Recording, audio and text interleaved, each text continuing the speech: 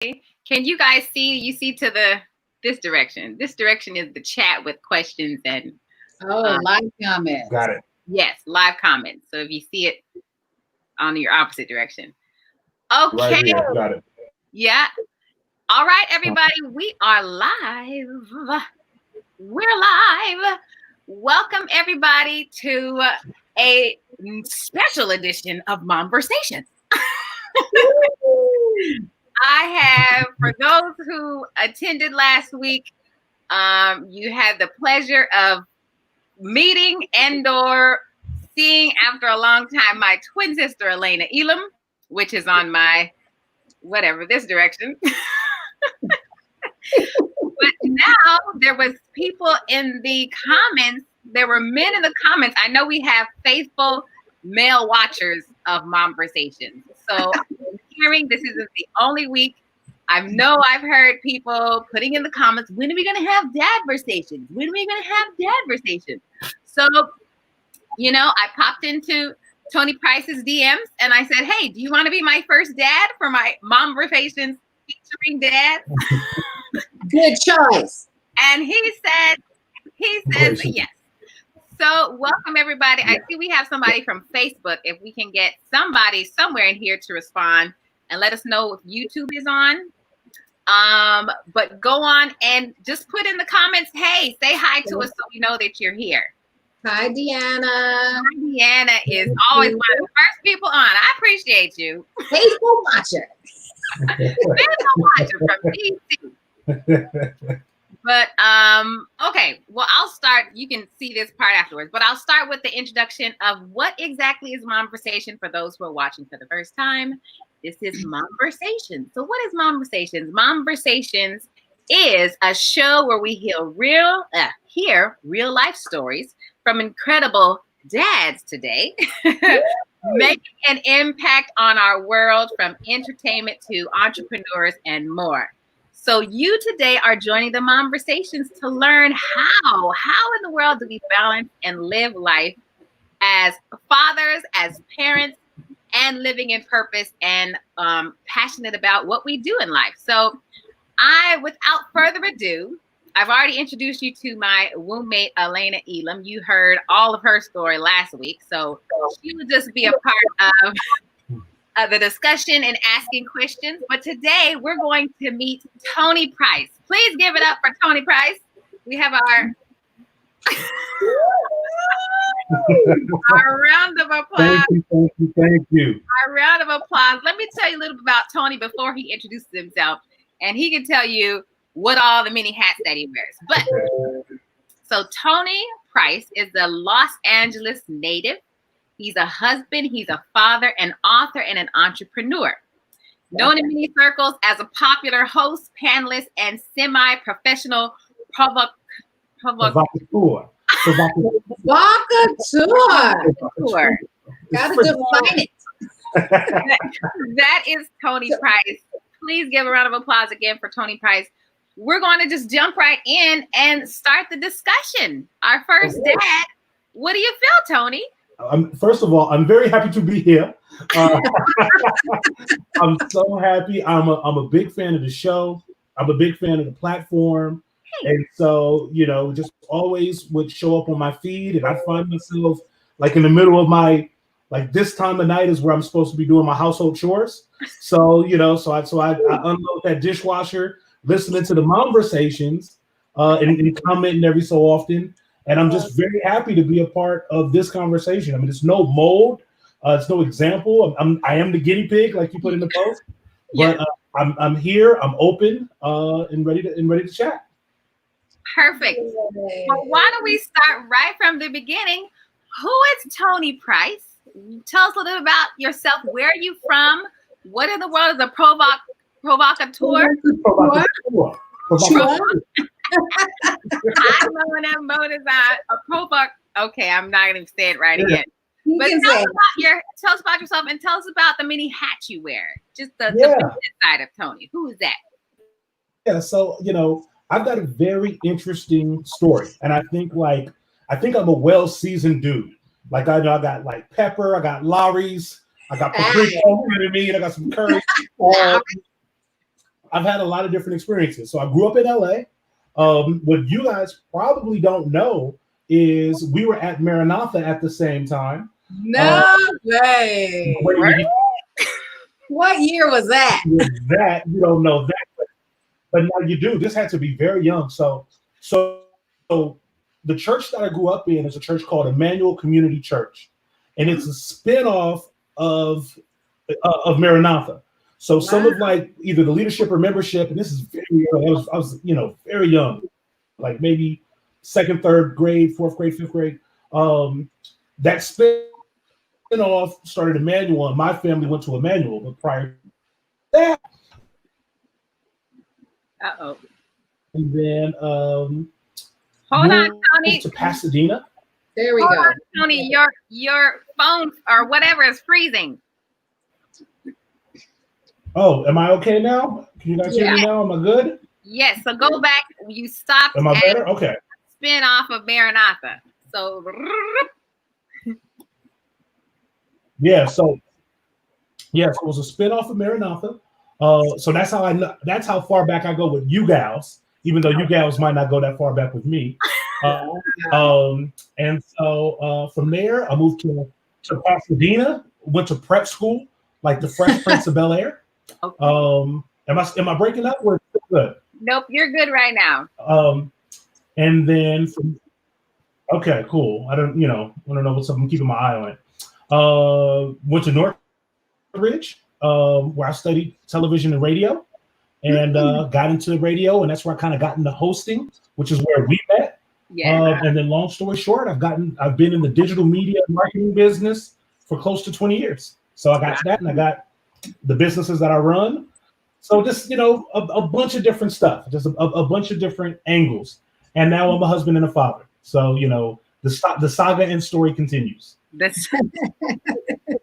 saga and the story. You have to take a minute and explain to us what a provocateur is. Right. Yeah, for like a professional instigator in a sense, right? Like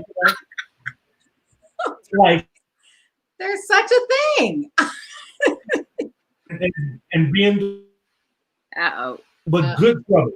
So if it's breaking up, Tony. If it's business, I want to be disruptive from a business.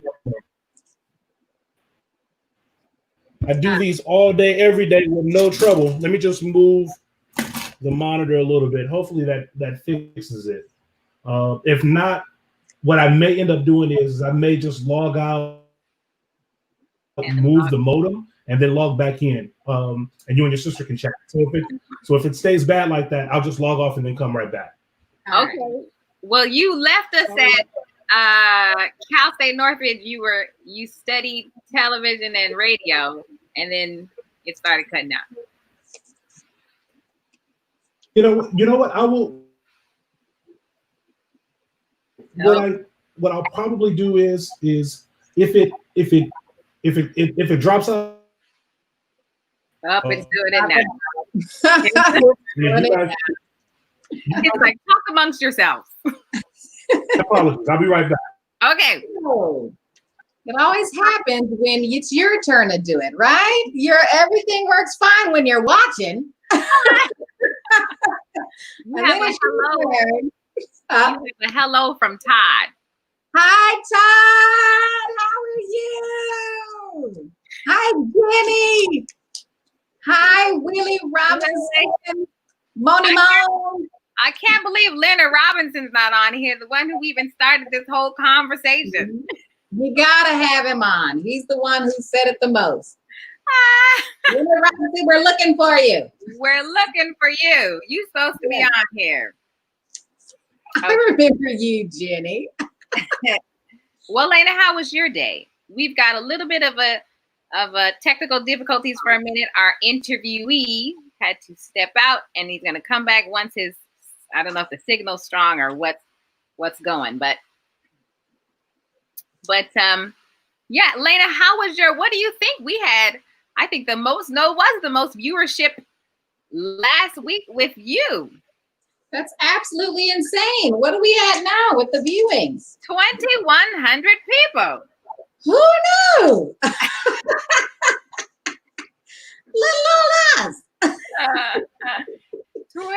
100 people.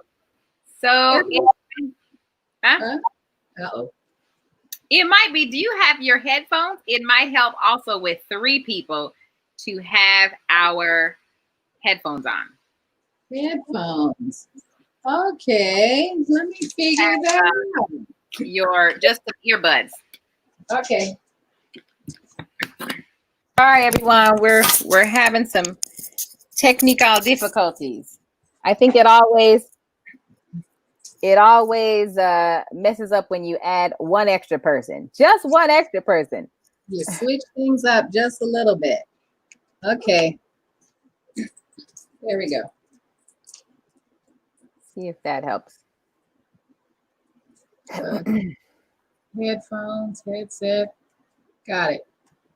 Okay. Ooh, that's loud. I don't know if the sound changes, but it will probably make a difference when Tony comes back. It does. But So, what's that? So how are you able to see? Well, how do you see the views on there? It publishes for me after when the video is on my page, it shows it underneath the videos. Well, we should ask the people on, what are you all looking for in this space? What other content would you like to see with the Mom-Versations or this time? Anybody have any comments? Or what has inspired you from some of the stories that we've heard from other moms? We are, this is, and you can put it in the comment section.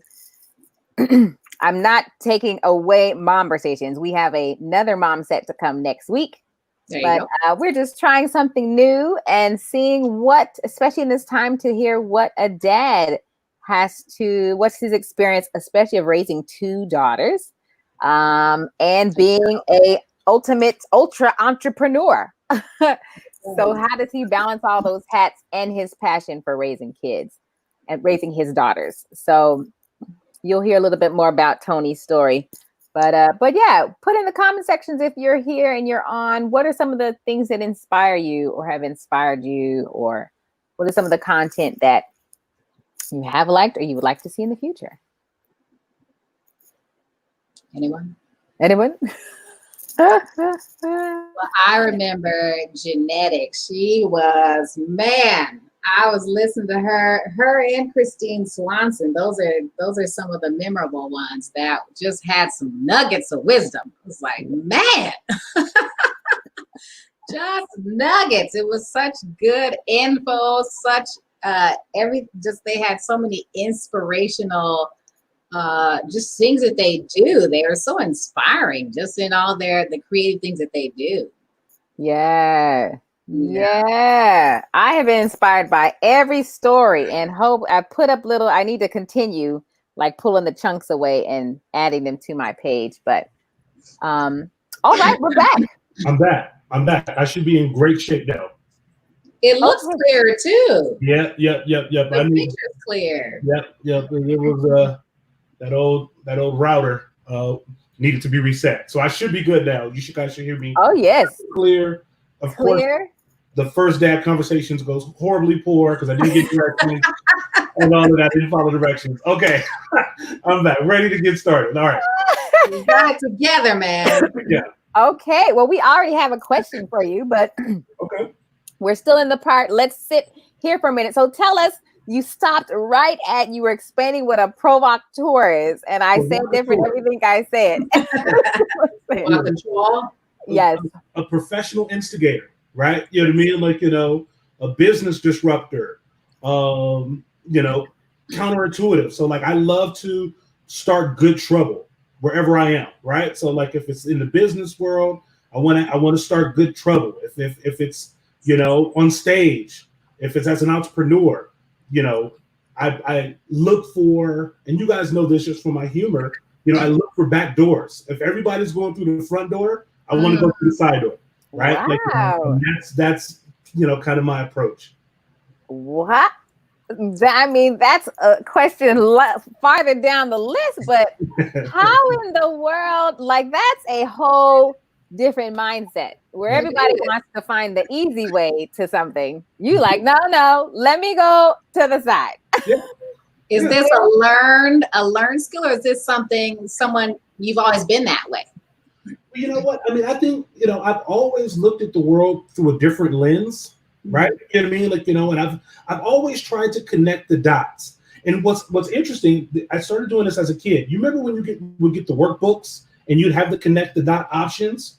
Yeah. Well, those options are designed to make one specific thing. Maybe it's a castle or a barn. I used to spend my time figuring out how I could connect the dots to make something else, right? And it was just a challenge thing. It was just like, I know I'm supposed to make a barn, but can I make a car? And so, so just instinctively trying to look at the world through different lenses. And then if you do that over time, it bleeds into everything else that you do. Like it bleeds into your business, it bleeds into your approach, your relationships. Right. And sometimes there's nothing that even comes from it. But I at least want to always look at both sides of the coin. Wow. That's my approach. Wow. Was that as a kid you were doing these things? Like, right. Well, I had family that poured a lot into me, right? Like, so when I was in church, I didn't even want to take the pastor's word for it when I was right. So, so I did a lot of research. I did a lot of research on my own. I had my aunt that would give me books. So it's just curiosity, right? Like, and I had family members that realized that I was curious and they would just give me just tons of tails to chase. And so, and I do that like to this day, I just kind of chase it. So, it's, I've used it for both good and evil, right? Like, yes, right. I've used as every skill to help folks, and I've used it for my own advantage, so, but it's me. Have you noticed any of your kids, any of your daughters had that same personality? Because I could see that a kid like that could drive you crazy. Oh, yeah. Are either of your daughters that way? My youngest daughter is the karma baby. I call her my karma baby because all the ungood seeds that I sowed into the world, that fruit is manifesting with her. She's smart, she's opinionated, she's feisty, she's curious, she's everything that I want a young woman to be, but none of the things I want a little girl to be. Right? She's got all the traits of an independent Black woman, but it makes her harder to manage. Now, my oldest daughter is on the autism spectrum. So her personality traits manifest themselves a little differently than my youngest, but by far my youngest has a lot of me in her. My wife is a firecracker. She terrifies me. And my daughter has a lot of that. So that's why I call my youngest baby my karma baby, because, I'm having to reconcile a lot. She's amazing. She's mean. She's sweet. All of the above, dude. That is hilarious. So you're already starting to tell us about your family. Mm-hmm. What kind of family did you grow up in, and then how does it pour into the kind of family that you have and are raising right now? Such a great question. Such a great question. I am the byproduct of my mom and dad. Mm-hmm. My father is a serious, upstanding gentleman with amazing penmanship. That should tell you about like how he is and how he's straight. Amazing penmanship. Wow. He has a book. He has a budget. He's well read. He's organized. He's on time. He's neat. Wow. He's polished. That's my dad. My mom is a party girl. My mom is turning up. My mom is dancing. My mom loves to laugh. My mom's got like one of those laughs, like when she laughs with her whole face, like her whole body. And so all of her siblings are funny. We're all funny because we all grew up trying to make mom laugh to get that thing back. So that's 100% who I am. I've got this very serious side of my personality, and this very silly side of my personality. So that's exactly like how my DNA breaks out. As a father, it's interesting because I think my dad was like a lot of other dads in the sense that a lot of dads really hone in on providing. So my dad was an absolute provider. But there's provision and then there's presence, right? And so that's the one thing that I've tried to do more of than what my dad did. Of course, I want to provide for my family, but I also want to be present. And my dad was always out working, right? And not that he and I have not had amazing, he's an amazing communicator. We've had great dialogue, but there were certain times where it was clear he didn't know who I was, right? Like if he had been a little bit more present, he would have either known that like the advice he was offering me I didn't need, or really know kind of like how to speak to that. So, that's kind of like the big issue there. And of course, like my folks separated my senior year in high school. Okay. So I saw firsthand, and I'm the oldest. I saw firsthand what makes a marriage work. Like I was old enough to understand why they were failing and falling apart.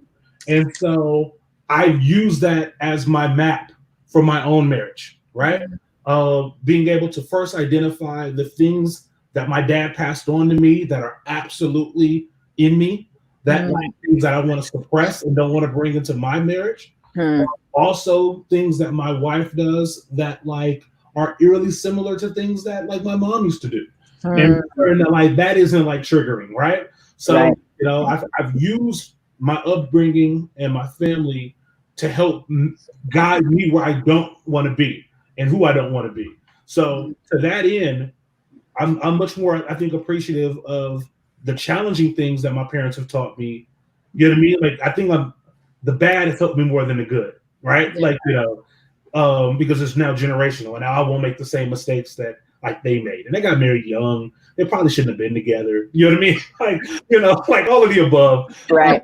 But I know that now. And I look at them like soberly as adults. So, and that's framed my whole operating system as far as like, how I operate with my family. I remember these conversations with you, Tony. I don't remember. I don't know if you remember. Yeah. For those, and I don't know, Alayna was probably married at this time because Alayna was married in her 20s. The rest of us were like, what? I kind of slowly backed away. I was in First Friday and I was like, oh, back. Gotta get to married life. Yeah. So for those who don't know, as Tony was talking about, we met at Maranatha, but we fully met at First Fridays, which Tony is like the host, still the best host I think I know to this day. Yes. The funniest, the wittiest, intelligent. It's just his timing crazy. So, but his crazy self. So we would be, I know I always ended up, we'd always be sitting, as people know, especially back in your 20s, you ain't got nowhere to go. So we'd be sitting up there talking until they kicked us out. Like, get out. We're turning off the lights. Get out. So I'd be there with my girlfriend, John Lee, if you on here, or Toya, Rachel. But then we'd all go to Denny's. Denny's the spot. Denny's was the spot. Yep. And Tony would be, he wouldn't always be there, but some days he would show up. Show up like a, like he knew everybody in the room, and then he would sit down and join the conversation. And the conversation always turned into, well, tell me about what kind of woman are you? Like it would always be like, we'd always be talking about like men and dating, and he'd be like, well, tell me, what do you bring into the table? So he was always. I was always fascinated with that. Like I think I was always fascinated with what women go through. Yeah. And it's weird because it was like I wasn't completely upstanding in those days. When it came to First Fridays, I had a special respect for First Fridays because I knew that there were a lot of the patrons that went to First Fridays were churchgoers.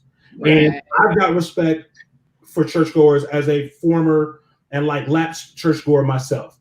So I never wanted to misrepresent, get in any trouble. I never wanted to throw anybody off their path with my shenanigans. All right. You know, like whenever I did show up, I didn't want to stay long because, you know, I didn't want no trouble. That's very nice of you. I wish other men thought that way. Back then. Come on. Yeah, I mean, you know, but I nice of you. Like, you know, like I used to forgive the flavorful language. Like I used to see the church pimping. You know what I mean? Like, you know, like yes. And I used to see the guys, and what's funny is, here's what's funny, because nobody like knew that I had this in-depth church background. Like you'd have to really get to know me to know.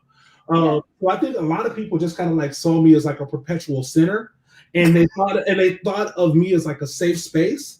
So everybody would bring all of their shenanigans to me as if it was like a warm home for that.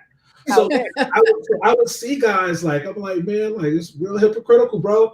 Like, you know what I mean? Like, you know, like you're in there and you're looking upstanding, but you're a wolf. You know what I mean? You are straight wolf. And my whole thing was that, like, if you're a wolf, be a wolf. Right. Like, you know what I mean? Like, you know, if that's who you are, be who you are, but don't pretend to be a sheep. But that's why I was always so interested in you know, women and women's perspectives, because I was so curious as to their vulnerabilities, what they fell prey to, what their motivations were. You know what I mean? Like, you know, like how does a woman end up with such a bad guy? Like, something that's obviously broken. Like, why does she hang around so long trying to fix it? These are my curiosities. Going back to the other part of the conversation, connecting dots. Wow. You know, like trying to like, repiece the puzzle. So so we did a lot of that. I was, you know, and I found you guys to be, you know, so curious because, like I said, you guys rolled so deep, you had such a strong presence, and there was a vibe. Plus, you know, I couldn't quite pinpoint where I knew you from, but I knew you. So I think that's what kind of like gravitated towards you. That's hilarious, Maranatha. But yeah, I mean, I would be interested to hear your conversation even more. How you think now, and then people, whatever singleness looks like now. Yeah. But let's go. And Alayna, do you have any questions? As I wanted to. It's interesting to find a man like you who it's almost like you do research on so many women. My husband's very similar. You do research. And you dig into and almost counsel women, and you're like the go-to guy of women when they have man problems. They say, well, let me talk to Tony. He'll help me out. So it's interesting to find guys like that. And then how do you take all that research? Because it's like you're collecting info. It's like you're collecting info and researching for all these years. How do you take that? And then what is the end result with now you're married? How did you find your wife? And did it help you, all this research and nuggets and things you gathered from all those women and the research and connecting the dots? How did that help you? Didn't help me at all. Didn't help me at all. Because, you know, when it came time to getting serious with my wife, it was all about me. It was all about the changes that I needed to make. It wasn't about like, you know, understanding the nuances of her as it pertains to a woman. I knew it was on me to mess up. You know what I mean? You know, it was 100% on me to mess up. And I made a pledge very early that if this falls apart, it's not going to be because of me. Wow. Right? You know what I mean? Like, you know, so everything that I had known from, you know, about women was always kind of good just from a third party perspective.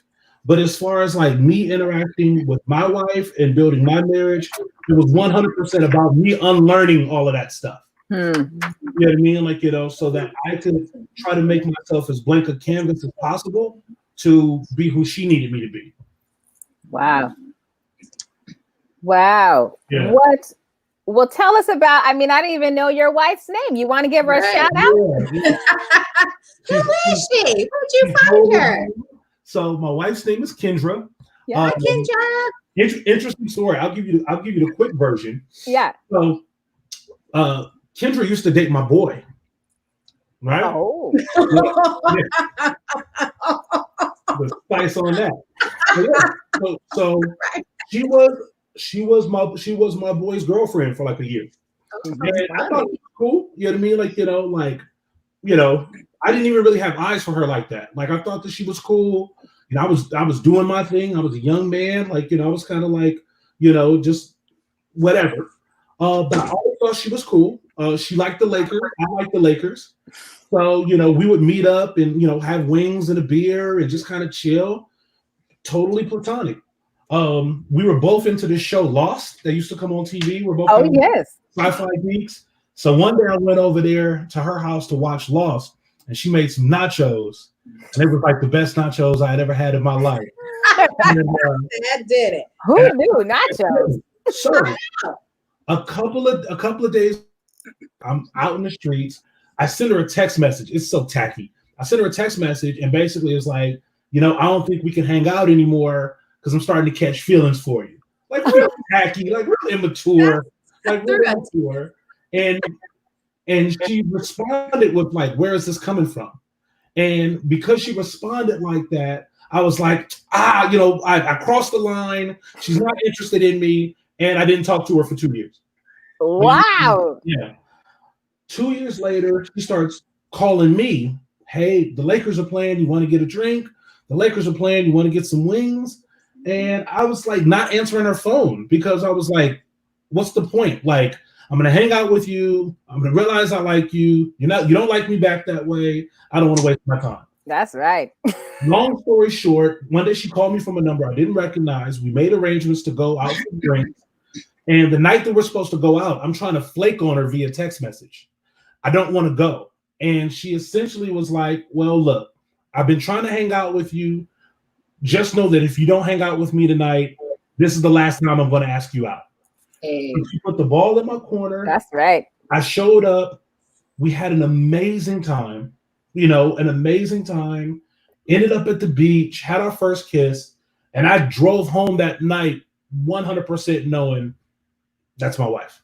Wow. 100% knowing that's my wife. And that was it. Like, that was it. So, I wrote her a letter. I was very honest and candid. Like, I was just coming out of a relationship myself. I was like, I need a little bit of time to end this the right way. I went over to my boy's house and told him, like, look, this is what it is. You know what I mean? This is 100% what it is. And from the very first day, I put a protective wedge around my wife, and in me trying not to mess it up, because I really didn't want to mess it up. Yeah. Somehow in the process of not trying to mess it up, I ended up becoming a better person. Wow. All the things that I was trying not to, like, I could be selfish, I could be arrogant, I could be self-centered, I could be all of these different things. So for me not trying to do those things with her, I just stopped doing those things with everybody and accidentally became a better dude. Wow. And like, trying not to like mess up things with my wife. So she's the centerpiece. Like, if we talk about like how I am as a father, the most important relationship in this house is the relationship I have with my wife.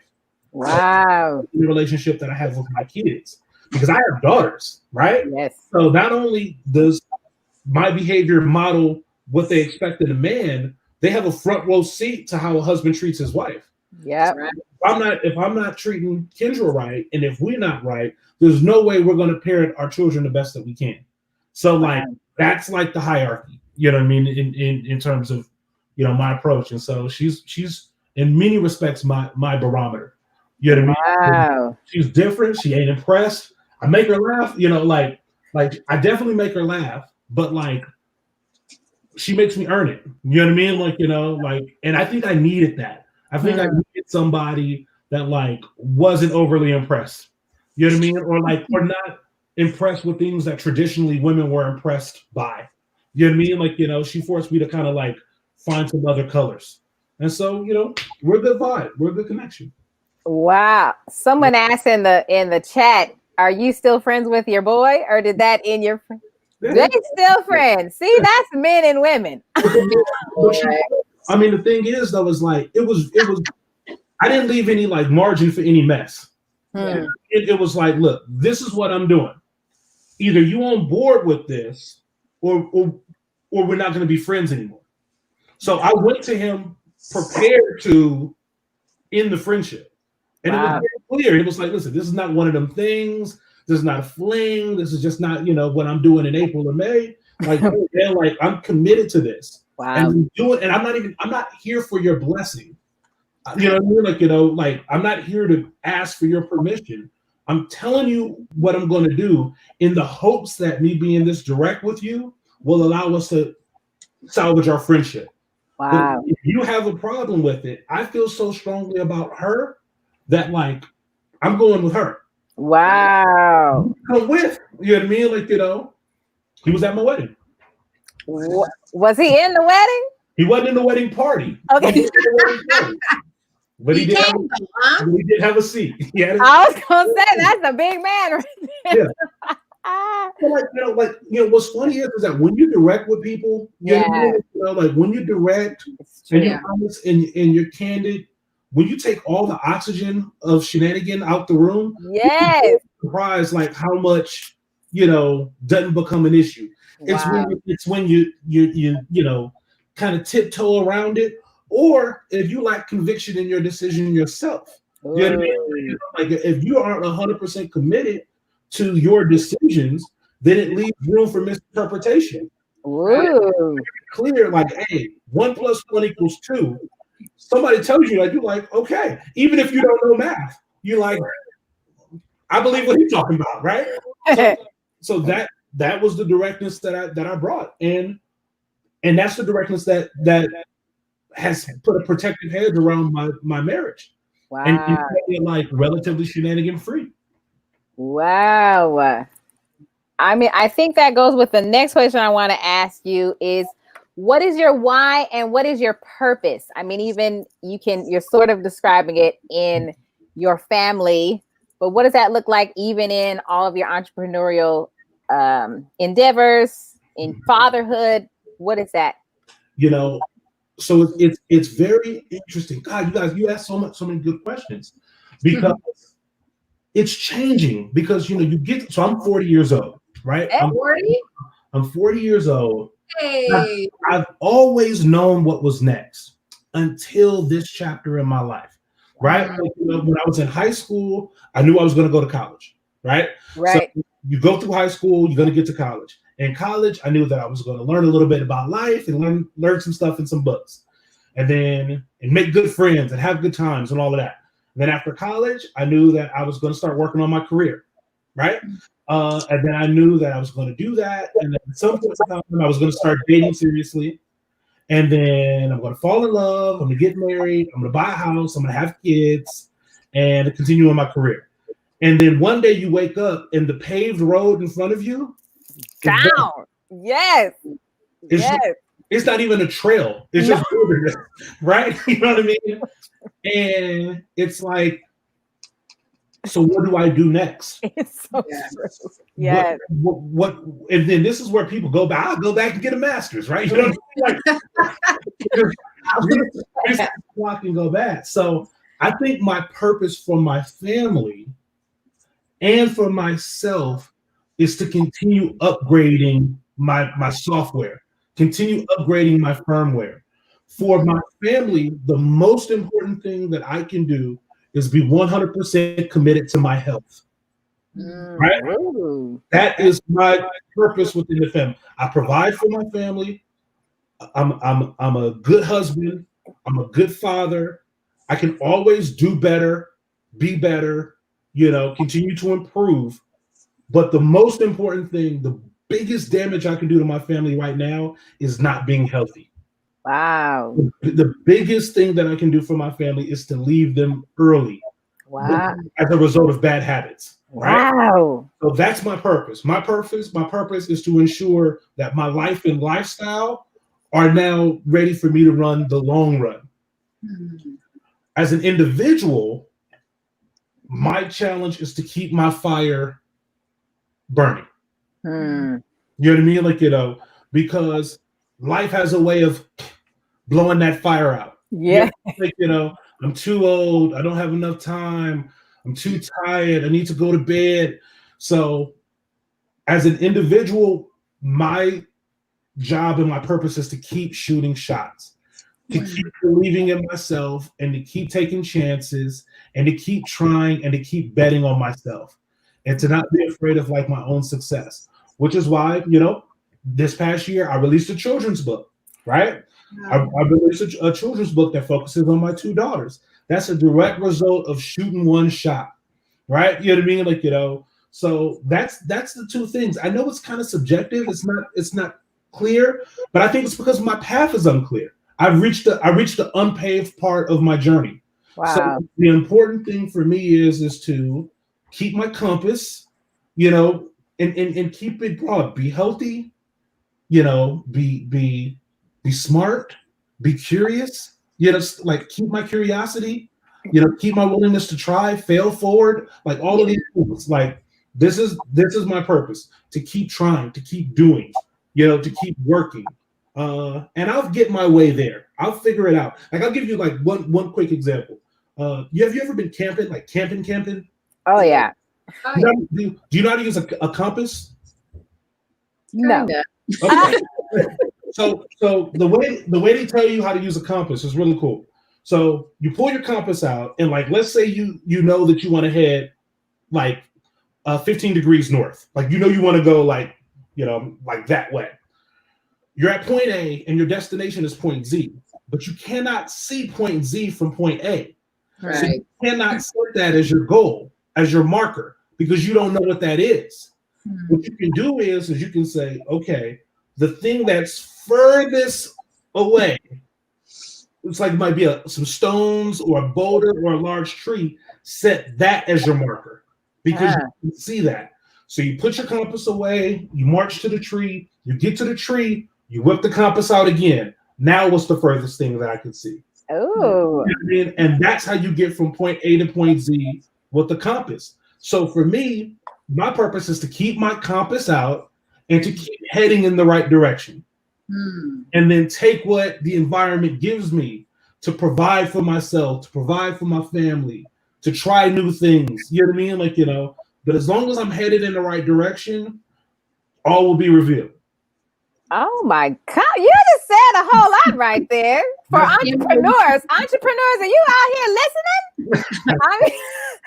I mean, and I think that's everybody's life where the payment it's gone right after college, and then you do the master's and it's gone after the master's, and then it's gone again and it's gone. Right. Yeah. Woo. But like, what were you gonna say? Sorry. Kimberly says, where can I find a man like him? Where are they produced? They're produced. They're probably a lot of single ladies wondering. They're produced late. Like they break late. You know what I mean? Like, like men, like for me, good men are like Thanksgiving turkey. You have to leave them in the oven for a long time. They cannot be microwaved. And in my opinion, like some women get lucky and they find a good man young, like a good 22, 23-year-old who has it all figured out. But for the most part, all the best men that I know were really problematic from like 20 to like 31. You know what I mean? That's a long range. That is a long 31. And you know what? And if you date them during that period, this is where you get all of the horror stories. Yes. Because you're eating uncooked meat. You know what I'm saying? Like, this is why it's making you sick. You know what I mean? The instructions. Oh, with the uncooked meat.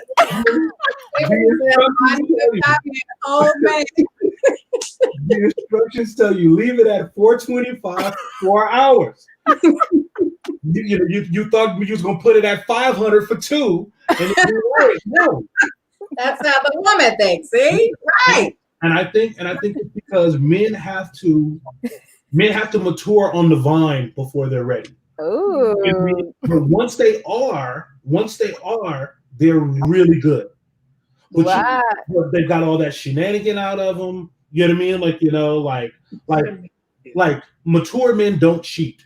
Mature men don't have like locks on their phone, right? Like, they have to. They're done with all of that. And in some respects, you want somebody to have that seasoning because then you don't have to worry about him being at the, falling for the okie doke. So if your husband is out of town on a business meeting, he's sitting at the bar, a young woman comes and sits next to him at the bar, you don't have to worry about him being uncomfortable or out of place because he ain't never dealt with that before. Wow. He knows enough to be like, I'm gonna finish this and then I'm gonna go to my room. Because the longer I stay here is trouble. And I know that because I've been in trouble doing this before. So, you know what I mean? So I think that men mature late. I think what's really the big difference. I'm on my tangent, but I want to finish this thought. What's really the big difference is how many tools in the toolbox your man uses. And here's what I mean by that. Like, there's like 3 like pre-approved emotions that men are allowed to feel.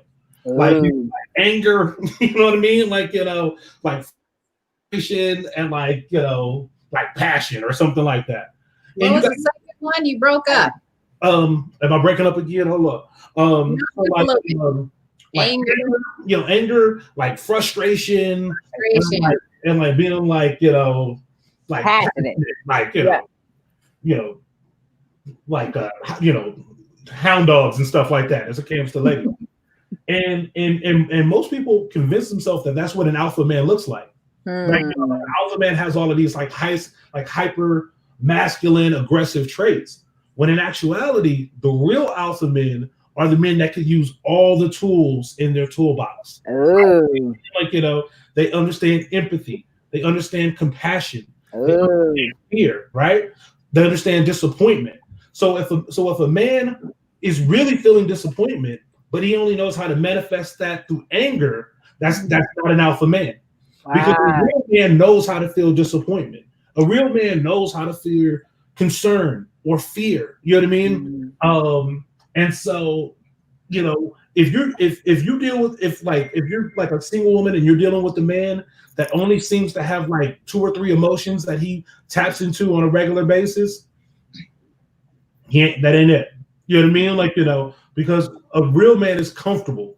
Me and my wife was on the couch watching TV, crying, big tears. Big tears. And I'm as alpha as they come. But I'm not afraid to feel sorrow, sadness, empathy, emotion. Like these are things that I think make me more masculine than being a one-trick pony. And all I know is anger, rage, slam the door, storm outside, huff and puff, curse. Like that's really simplistic. I think a more evolved man is someone that could tap into more stuff. So those would be my tales. Like, like if I was dating, someone was like, tell me about the guy that you dealing with or whatever. It's like, how many emotions does he tap into? Wow. Like, does he say like, I'm disappointed? Does he know how to say without like equivocating it with anything, you hurt me? That hurt my feelings, right? Like I can tell my wife that she hurt my feelings without getting angry. I should be able to sit in, you hurt my feelings, so we can deal with what you did to hurt my feelings. But if I say you hurt my feelings and then I get angry, now we're dealing with my anger. We can't even deal with the hurt. We can't deal with whatever the cause and sensitivity is. So, just girls. Nugget for That's single. good. Yeah. Yes. Tony, I wanted to swing it back to being a dad. If we can take it back to funneling this Dad-Versations, the dad hat you wear. Can you tell us at what point, as women, sometimes we're dreaming as little girls of, we're going to have 4 kids and I'm going to have this marriage, all that. At what point did you realize that you wanted to be a father? One. And I'd like you to kind of swing into that. What was it like bringing your first child home? We can swing on those. Oh my God. Oh. Yeah. Yeah. Okay. So the first one is real quick. I did not want children at all. Oh, wow. I did not want children until I fell in love with my wife. Wow. And then I wanted everything with her, right? Like, so, I wanted a family. I did not want a family. I did not want a wife, right? You know what I mean? But once I had her, I was just like, the sky's the limit. Like all of these new things were available. Wow. Fatherhood and the birth of my firstborn is my testimony. Mm. It is my testimony. We went to the hospital and we labored. Kendra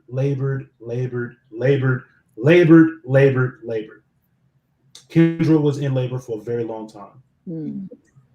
Pushing.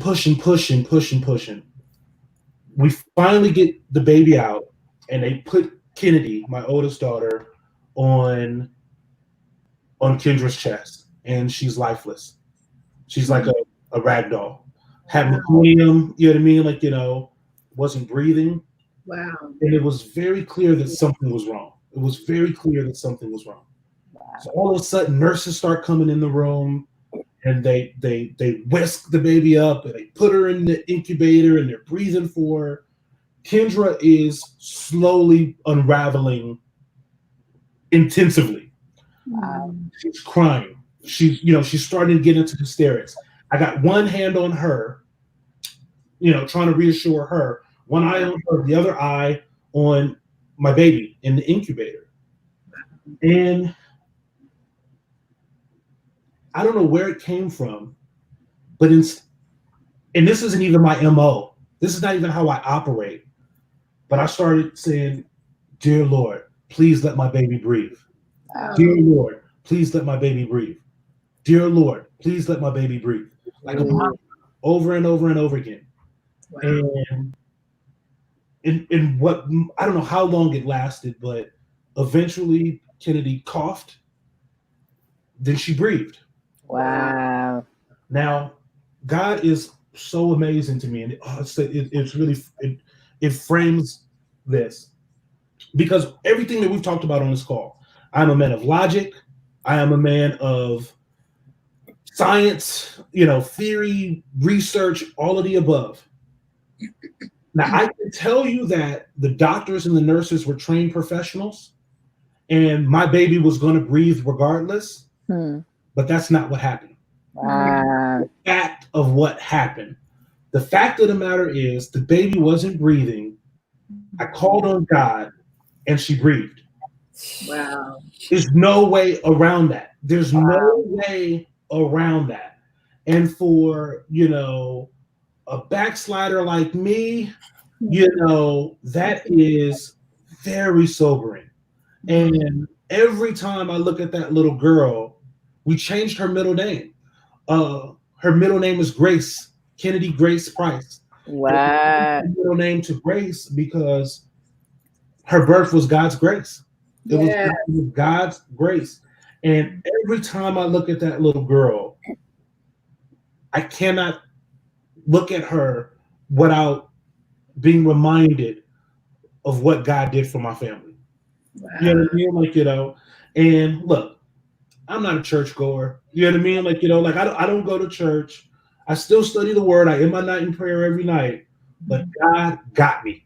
Wow. As long as that girl's alive, I will never forget who he is and the power of his mercy and grace. Those are the conditions that I came into being a father, right? You know what I mean? Now the second baby, the doctor made me give birth to her, so I actually pulled Coral out. Totally different experience. But that was the circumstance in which my first baby was born, and that has been my reminder.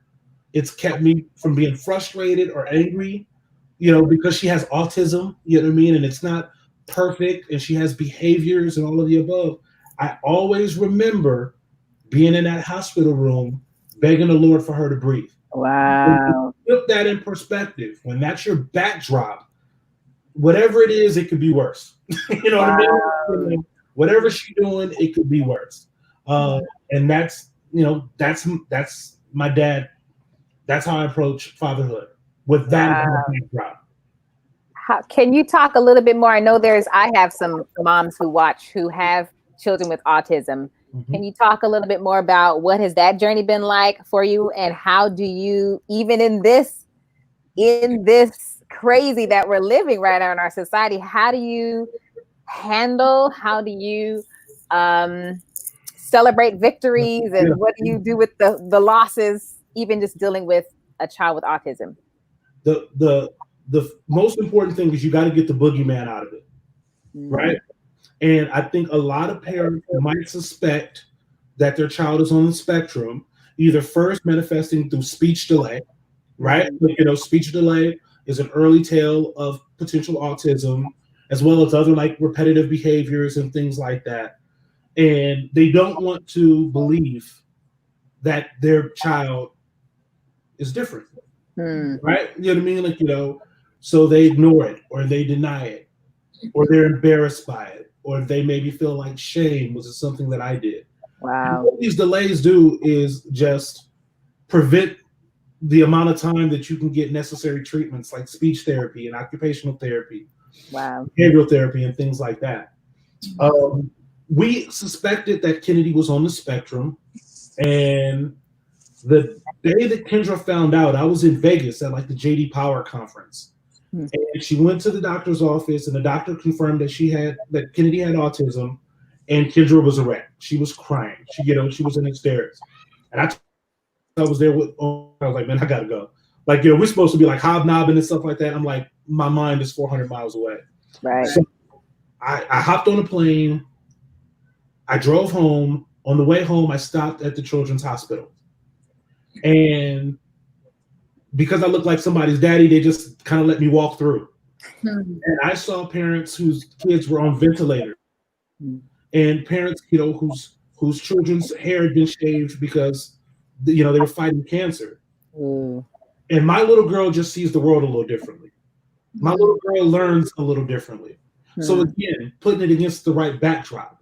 So, out of all the things that I could be dealing with, I could be dealing with a little girl who every night I put her to bed, I worry if she's going to wake up in the morning. Wow. She has a learning disability. And things take a little longer. And, the behaviors will manifest themselves in odd ways. But I'd much rather have this than that. Wow. Right? And so once I got the boogeyman out of it, then it was really about what resources do I have? Yeah. And so, she's been in speech therapy since she's 2. Occupation, we're giving her all the resources and challenges that she has. And there's a lot of mystery surrounding autism. I don't ever know what normal will look like for her. But the important thing is just to love her all the same, to learn her, to get better, and to take the boogeyman out of it. You know what I mean? Yeah. That's my advice. That's my advice. It could be much worse. Yeah. You know what I mean? So you got a girl that repeats the lyrics to Hamilton all day, every day. She could be repeating worse songs. You know what I mean? Where's the bright side? That's hard. Right. That's skill right there. Yeah. I think it'd be good to ask the question that was towards the beginning. How do you balance being a father, being a husband, being the entrepreneur, running businesses, writing books? How do you balance it all? Yeah, for me, it's all about systems, right? I live a very organized life, right? You know what I mean? And I constantly keep the hood up and make sure that I have maintenance, right? So, there are certain days that me and my wife sit on the couch and, sip wine and watch a movie. Tuesday nights I read, right? You know what I mean? Wednesday nights I play video games. Thursday nights I hang with her. Friday nights I write, right? Wow. So it's a little bit of discipline to be able to do it, because if I just leave it to be organically done, it won't happen, right?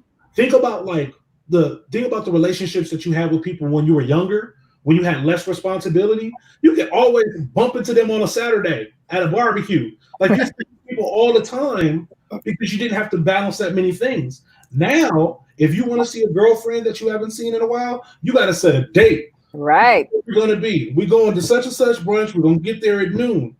And you have to plan that in order to get it done. So the things that I want to do in my life, I have to plan. You know what I mean? And at times, it could get a little robotic, You know what I mean? Like, because I don't want to schedule time with my wife. Yeah. But at the same time, I have to schedule time with my wife, right? But it's important to make sure that I understand her needs. You know what I mean? And if I need to throttle off, I'll throttle off.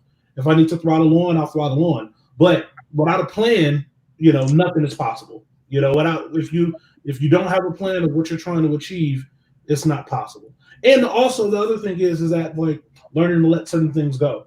Like there's certain things that I used to do all the time that I just don't have the bandwidth for anymore. And you got to be okay with that. Like, you got to really prioritize and go like, okay, just how much energy do I have? And, what are the 6 things that I can do consistently? That's how I make it work most of the time. That's good stuff, buddy. Yo, you teaching me some stuff. Yeah. I wear 5,000 hats, and it's exhausting sometimes. Systems. I love it. Systems. Yeah. Like, half of my business operates on systems. Like, like I run a series of retail stores on Shopify, right? But I got them all set up that they basically run themselves, right? What? Like I really don't have to do much to them. Like, like I allocate like $50 a month to run paid advertising. And I run the traffic. I don't post. So I'm not always like posting a picture of like somebody and something, I have time for that. Right. I don't have time to be shipping stuff. You know what I mean? So I identified like, how can I just put in a little bit of effort to like pour in at the top of the funnel and then let gravity do the rest of the work for the business. And wow. To do that with one business, I can do it with another. I can do it with another. I can do it with another. Now you have like 4 different businesses and 4 different channels that operate essentially the same way. They don't require much time. You just collect your money. So then now you have time for the things that you're really passionate about, like the things that like are going to take your creativity. You have time to do it because you don't have to worry about doing all of that other stuff. Come on. I got to sit with you, Tony, because I'm trying to pick your brain. That's some good stuff. Yeah. That's some good stuff. Well, we are coming to the end. We don't want to take all your time. I'm mad that I blew so much time with my faulty router. You all right. I had such a good time. I hope I didn't talk too much. No. Good info. Good. You got, once people watch this again, there's some great nuggets you're spewing on here. So we appreciate it. Single ladies.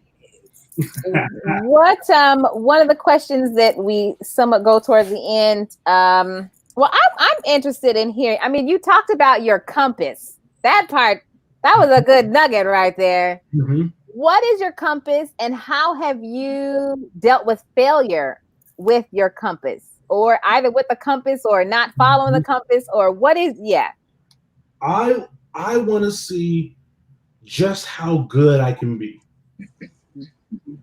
Really, that's I want to see what the best version of me is.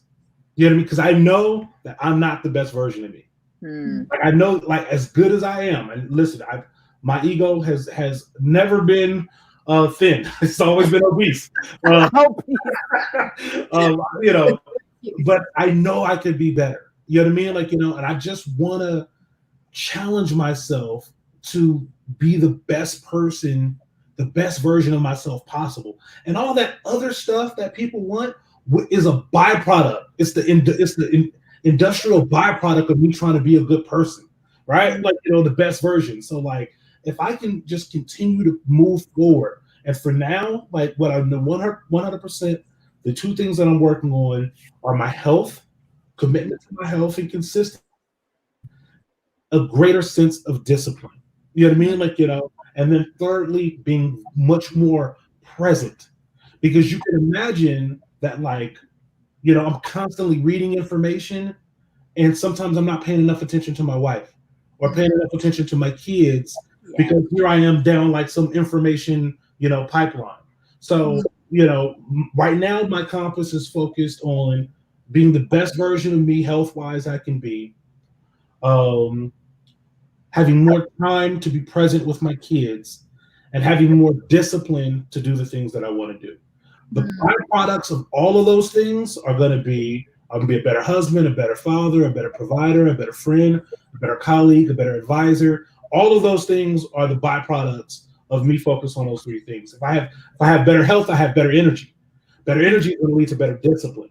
That means I'm going to have better time management, which means I'll be able to be present. All of these three things are connected. And I really feel like these are the things that are necessary for me to take myself to the next level. And that's the goal. The pursuit of the best version of myself possible. That's my everyday. That's my goal. Awesome. I love it. I love it. You talked a little bit about, is faith a part of your journey? What does that look like for you? Yeah, like faith is. I'm going through some things. Primarily because I was raised in the church. Yes. Currently, my children are not being raised in the church. Yeah. That is a major crossroad for me. Hmm. You know what I mean? Because do I, and again, my youngest daughter, we've had conversations, about heaven. Somebody dies and they go to heaven, and God, you know what I mean? Who made the sun? You know what I mean? Who made the moon? Who made God, right? So here I am on the precipice, that fork in the road, where I'm realizing that I am the clogged pipe for my family's connection to God. Wow. Right? My wife didn't grow up in the church, right? She's very spiritual. I would say like, a godful woman without all the education that we have, right? It's like, so we grew up in it. So we know, we're learning, you know what I mean? Like, we understand certain things. Mm-hmm. She's got like that, like organically, Hmm. you know what I mean? Like, but doesn't necessarily have the rules, Terminology. and the terminology, you know what I mean? Which are important things. And my kids certainly don't have it. So that's good. That's really important for me. Now, for me, I have it, but it's very personal, right? Like I said, it's not congregational, because for some reason I got hung up off of that years ago. But I still get in my word. Like I still like I was searching for myself in the Bible. I was searching for the stories of flawed men in the Bible. Like, this was like my own personal. I was looking for the worst guys in the Bible. Another left door. I love it. I was looking for the worst guys because I was looking for redemption. I was looking for redemption stories, right? Wow. You know what I mean? I was looking for like people that like who like. I'm not the most pious guy. I'm not the most spiritual guy. Like, I'm not squeaky clean. Where they're like guys like myself in the Bible. You know what I mean? Like, and what happened to them. And of course I know these stories, but I wanted to get deeper. I wanted to like, see these, you know about David, you know what I mean? You know about Saul, Paul. But I wanted to like really look at them like through the lens of who they like as a man. You know what I mean? I see Paul as a man. Whereas like I've always seen him as like this mythical biblical character that everybody knew about. Like, he might as well be a unicorn. He might as well be Paul Williams, right? You know what I mean? But I wanted to know who he was as a man. You know what I mean? I understand like who, like if you were to tell me about Daniel, like he was somebody that you knew, you know what I mean? Like, or David, like he was somebody that you knew. Like that's how like I wanted to understand that. So again, I have that in my personal space, my personal time, my quiet time. But I have kept a hedge around my family. So that is a very important decision that I'm going to have to make. And I'm going to have to get over some stuff maybe. Or I'm going to have to really find out why I don't go to church or why I don't belong to a church home. And it may have something to do with my upbringing. Maybe it'll come out in therapy, who knows?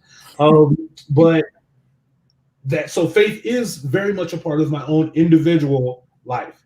Yeah. But it is not a part of my family's life.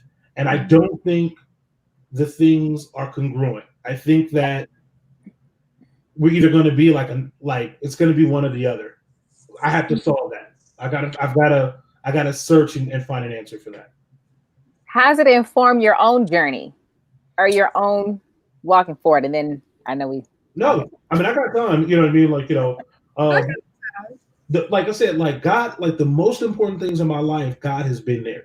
Man, like, you know, I promise you, there's been some very specific things, and I can't forget them. Very quick anecdote, super quick. My senior year in college, I took 4 karate classes for fun. Just because like I needed credits, I was trying to get, you know, to the max, and I thought it was fun. I thought it was silly, and I took 4 karate classes. Start working, I get offered a job, and the job was like one of the best opportunities of my life. I find out over the summer after I graduated, that one of those karate units that I took didn't count towards my diploma. So I was 1 credit shy of graduating. So I took a little like tennis class at Pierce College, like a junior college, so I could get the 1 unit. I went to that class 2 times and then just totally stopped showing up. Right? It was like Saturday morning. I was out partying the night before, so I totally started going to that class. Didn't think of it. I'll do it next semester. Anyway, I get this job offer for this amazing opportunity. This is like around December of that year, and they're like, "Yep, we hire you. We just need to do a background check on you." I give them all the information. I'm thinking like I've never been arrested. I've never had no issues. No big deal. They come back. Everything else checks out on the background check. Tony, we're ready to order your plane tickets and you can fly to New York. It's just one problem. It says here you're not a college graduate. This job needs you to have a college degree. Oh, no. So, okay, all right. There must be something wrong with the school. I go to CSUN. They say you're 1 unit shy. I go back down to Pierce. I show up at that tennis class, that I haven't been to all semester. I show up with my shorts and my racket, like I'm here to play tennis.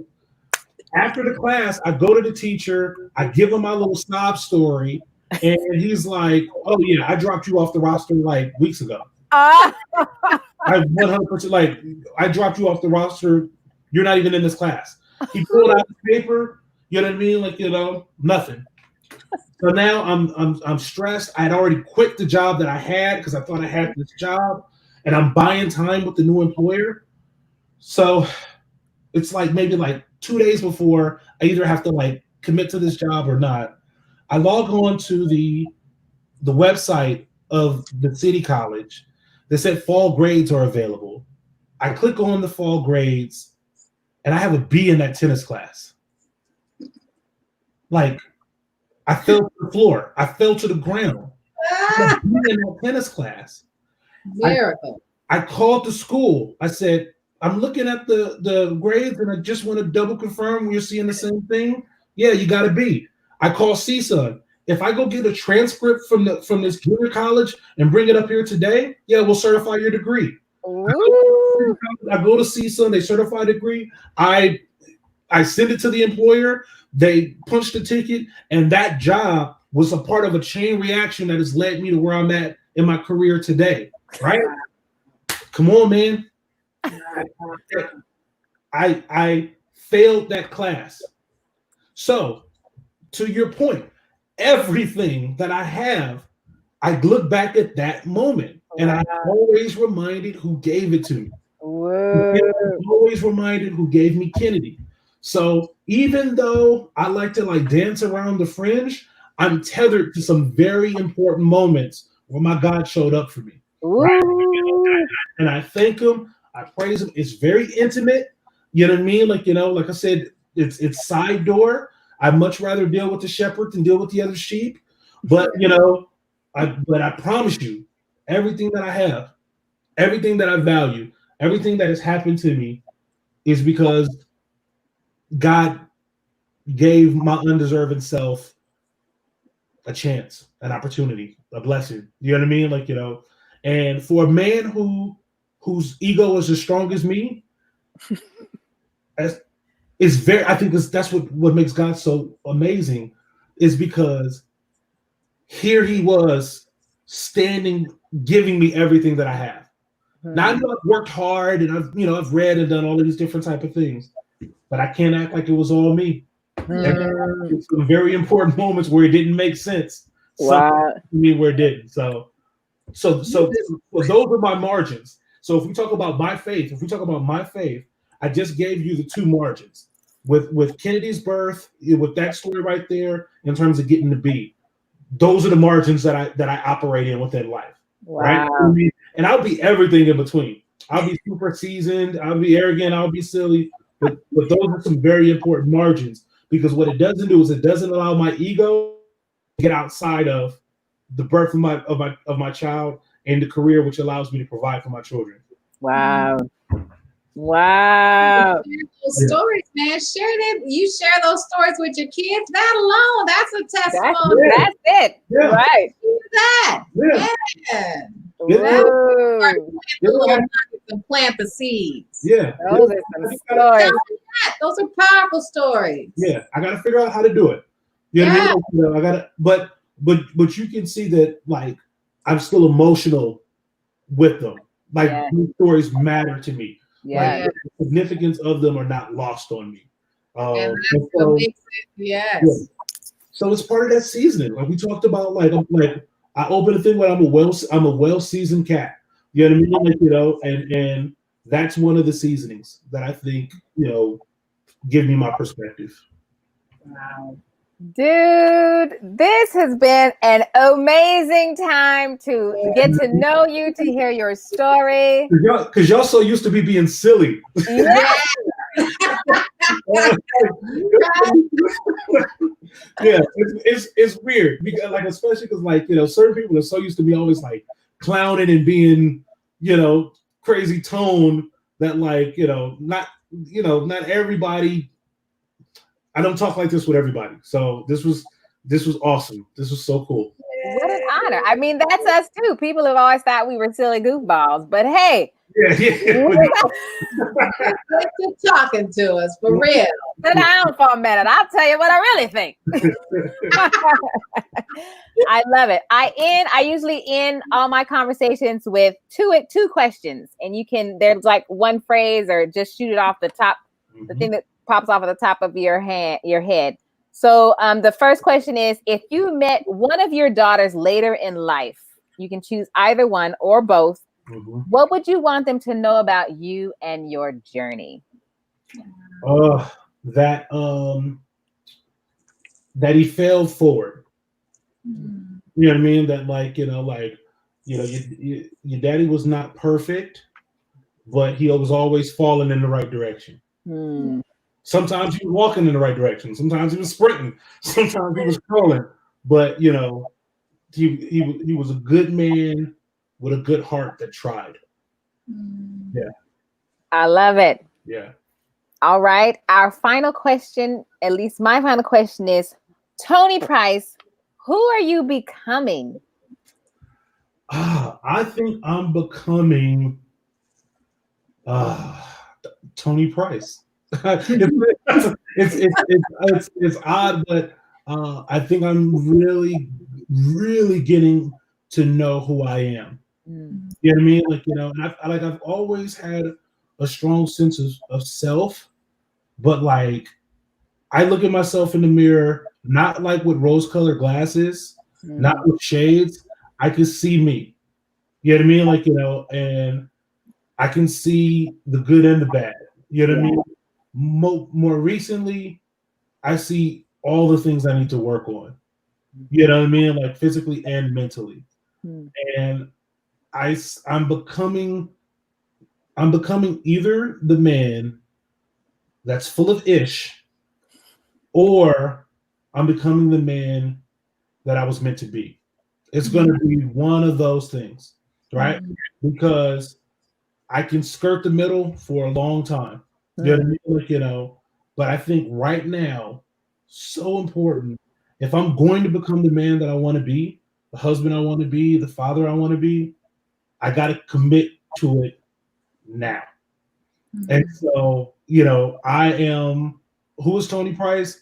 Tony Price is staring at himself in the mirror, trying to decide which way he's going to go. You know what I mean? And that's scary, because failure on that means so much more. You know, it's one thing to, like, write a children's book and not have anybody buy it, right? You know what I mean? Like, you know, it's another thing to not commit to your health and become diabetic and not walk your daughter down the aisle. You Wow. know, or not be there to take care of your autistic child, or leave financial burdens on your wife because your income is no longer a part of the puzzle. The consequences at 40 are much greater than they were at 30. So, Yes, they are. I'm yeah, like, who's Tony Price? He's scared. Like, Wow. he's there. He's present. You know what I mean? And he's got to make some important decisions. Nice. Yeah. Yeah. Tell us your children's book so people I can know. Yeah. So I don't have one in my office, but I wrote you can go to littlereaders.co. Littlereaders.co. I wrote a book called My Authentic, Terrific Autistic Sister. And it's basically the story of two sisters. The older sister on the autism spectrum, the younger sister isn't.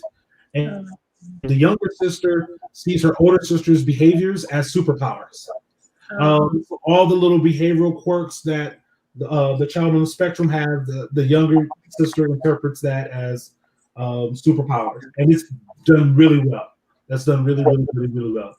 I wrote another children's book called Too Much Sauce, which is the story of a family barbecue where one of the kids actually puts hot sauce on his hot dog instead of ketchup, and the hilarity that kind of like falls into place there. And it was really kind of like, born out of, you read these books to your kids at night, and one night I'm reading it and I'm like, this one ain't that good. That's so true. I can do better than this. You know what I mean? Like, and there it was, and I took a shot. And then with the autism book, we had purchased a couple of books about autism, and they just were, they all seemed a little dark. You know what I mean? Like brooding over the family, like this, this the autism cloud coming to rain on your picnic, and that wasn't reflective of like our family. Wow. So I wanted to write my truth, and I found an illustrator, put it together. So yeah, if anybody has children's books or is interested in purchasing, you could go to littlereaders.co, LITTLE readers.co. I love it. I love it, Tony. You did marvelous. I Y'all don't gonna know make me blush. Y'all gonna make me blush. you did marvelous. And I'll put when this post, I'll put a picture of the book and the website so they can get it. Thank you, Tony. I don't know if there's anyone who has questions who's still on. We already had somebody who's like, this was a fun conversation. He should be a preacher. He has that aura. You should. You got a great story, man. You'd reach a lot of folks. I'll be out there like Creflo Dollar. You ain't gotta be in the pulpit. Yeah, no, just tell those stories. Those are powerful. Yeah, man. It's a lived life, like a lived life. You know what I mean? If you live enough of it with your eyes open, and you're not afraid to be vulnerable in front of people and tell them about the good and the bad.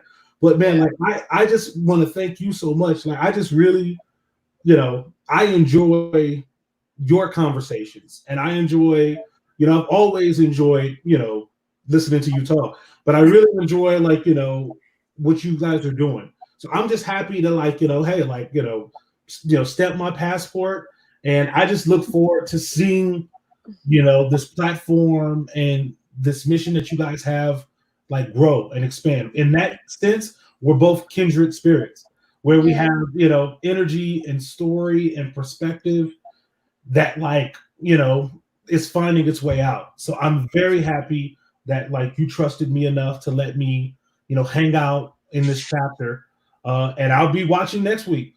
For sure. And just, for everybody that watched, thank you. I've seen a couple of comments, you guys have been super gracious, and I'm really appreciative, of it. That's the type of stuff that my ego likes. And I know it can come across as real pious, but I really spend a lot of time doing good work and failing at the same time. Right. I just really understand myself. You know what I mean? And because of that. So I just encourage everybody, man, to keep listening to you and, keep that compass out and keep moving in what feels like the right direction. I love that. The compass. We have one question, I guess, before we go. Kimberly Maldonado, one of my students, asks, does being assertive in every decision allow you to drive life according to what you want? Well, I mean, assertiveness is a mixed bag. Right. You know what I mean? Like I'd much rather be deliberate, but deliberate after review. You know what I mean? Like it's one thing to be assertive. It's another thing to be assertive without properly navigating your why.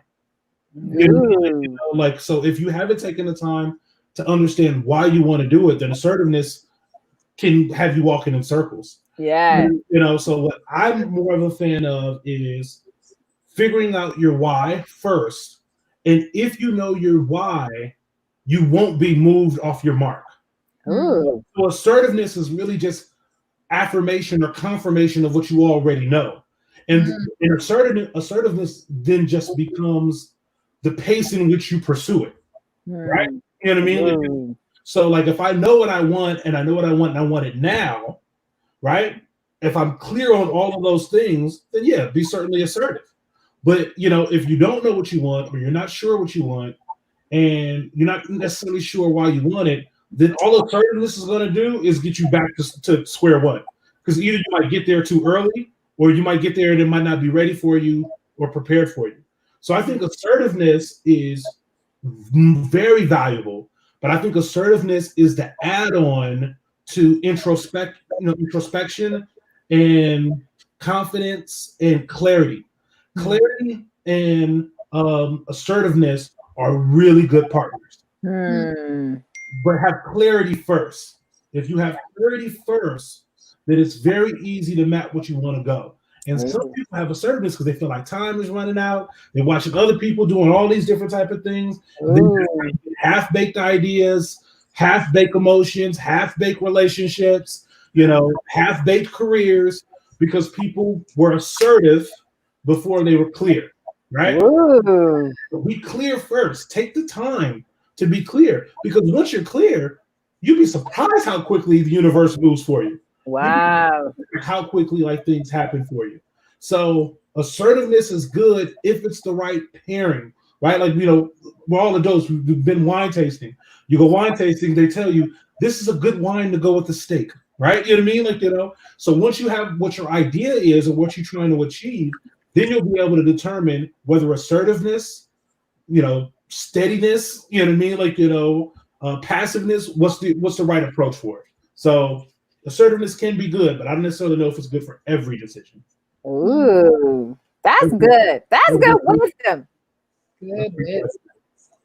That's good. The pairing of clarification and clarity with assertiveness, or intention might be another word. Yep, that's another good word. Intention has to be preceded with clarity. Yep. I love it. Yep. Kimberly, you asked some good questions, huh? But you got the wisdom to be up here giving you some nuggets up in here. Alayna likes your bobbleheads back there. I didn't even notice those are bobbleheads. So these are called Funko Pops. I'll grab one. You think it's funny? I thought it was just spices. I didn't realize. I think I thought it. Oh, yes. I've seen those. That's a key from Coming to America. So, is it? That's a key. When you think about a room. Think of a key. So I I work from home, and my Zoom background was looking pretty lame. So I started trying to figure out how I could jazz it up, right? So it looks like I'm on MSNBC. Right. And I found these little things, and they're they're pop culture references. Yes. I've got Eddie Murphy. I've got Black Panther, Walking Dead, Rick James, Ice Cube. So it's it's a fun little collection. Oh my God. Where's the Rick James one? You got the Rick James one? We got to see the Rick James one. So I'm Rick James. Yes. So it's cute. It's a fun little hobby. And like the thing is that like they're all like pop culture stuff that I dig on. And I put them up high because my kids, like one of these guys will be married to Barbie. You know what I mean? Like before I know it. So I keep them up high. But yeah, it's just trying to jazz up my space. I get it. I get it. All intentional. I love it. Well, I think that's the end. We done met an hour and 30 minutes. I want to thank again, everyone. Thank you for tuning in. Thank you for watching. Hopefully you go back and rewatch this because he said some good nuggets. I'm telling you, go back and rewatch this thing. So we have Tony Price, the provocateur. I'm never going to say that word, right? Provocateur, author, speaker, host, comedian. I mean, father, husband. Yeah. Future preacher. Or just wise, man of wisdom. I love it. Thank you. I had a blast. And like my hopefully I think when I come out of the office, either everybody's going to be asleep or my wife is going to be like, "You done talking to your little friends?" Tell them we said hello. Right. The dishes is waiting. So I gotta probably get back on the grid. But thank you. And anytime for anything. I'm a big fan, and this was a great conversation. I really enjoyed it. Great conversation. Thank you for trusting me in front of your audience. I love it. We have had such a great time talking with you. And again, everyone, thank my twin sister, Alayna Elam, for coming on and hosting with me.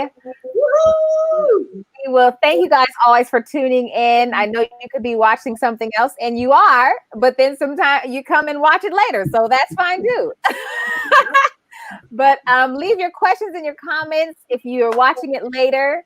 I know some people put up here suggestions for, Kimberly put it up here somewhere in here, suggestions for other Mom-Versations, finding diversity in the moms. Well, we can't get as diverse as having a man on Mom-Versations, but but we have, I think what some people are just joining me, but I've had a young mom, I've had a new mom, I've had a mother who has 20-year-olds, I've had a mom who's a grandma now. So we do have diverse moms.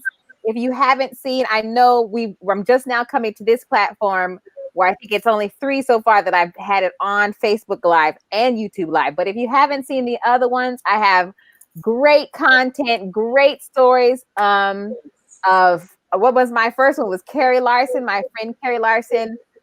We've had Christine Swanson, the director from the Clark Sister movie. I've had genetics. I've had what's her name? I've had the mom who spent time with Kanye West. Yes, the Kanye West choir, big and pregnant, going and went through her whole journey of not even showing to almost ready to burst, going on tour with Kanye West. So I've had Marcelina.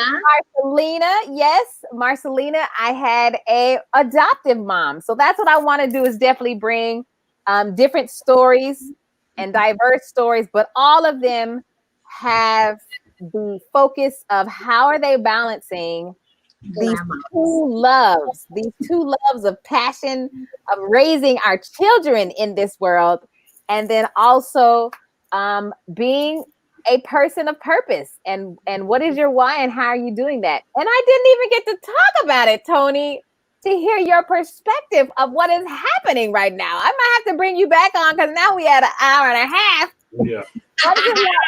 It's a whole other conversation. That's a whole other conversation of how are you living as a Black man in this society, but then also how are you raising Black daughters in this world? And I mean, that's like a whole nother hour. That's a whole nother hour. Other. A whole nother hour. Hour. So I'm gonna have to schedule you back in somewhere in here. Too. We'll do it next time. Yeah. Yeah, because I want to hear your perspective because I know you thinking about it. I know you got your thoughts. Yeah, you know, it's Yeah. yeah. Maybe it'll be perfect time. Red table talk, like Kimberly's saying. I was doing Red table talk panel kind of thing later. Aha. Yes. Bring So it back later.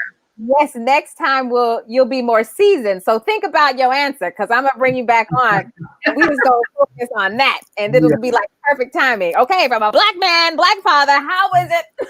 Yeah, no. How is it walking in this world? So part 2, we got part 2 coming, ladies and gentlemen. We'll put some ladies in and then we'll come back with some more dads. I'll be around. Like I said, I'm here every Tuesday night at 7. Like I said, I do my chores with the Mom-Versations on in the background. That's such an honor. Yeah, like I said, every Tuesday. And like I said, like we do shifts in the house. So Kendra bathes the 2 girls, and while she bathes, I do the dishes and Swiffer the floor. So and then we finish at the same time, and then we go upstairs and do the stories and the kisses and all of that. So on Tuesdays, while I'm doing all my tours, I on the phone and I connect the phone to the Bluetooth and I just listen. So what an honor! What an honor! And you ain't let me down yet, so I'll see you in a week. Hey, we have another mom. We're going back to moms next week, so you guys will hear from another mom next week and her story and how she's balancing motherhood and purpose. So thank you guys again. Please give it up for Tony Price. Please give it up for Alayna Elam. Thank you both for being on and just being a part of the discussion. What an amazing story both of you have. And to have you honor my platform with your story, I am honored. Thank you. Appreciate y'all. All right, everybody. We'll see you next week. Later. Okay.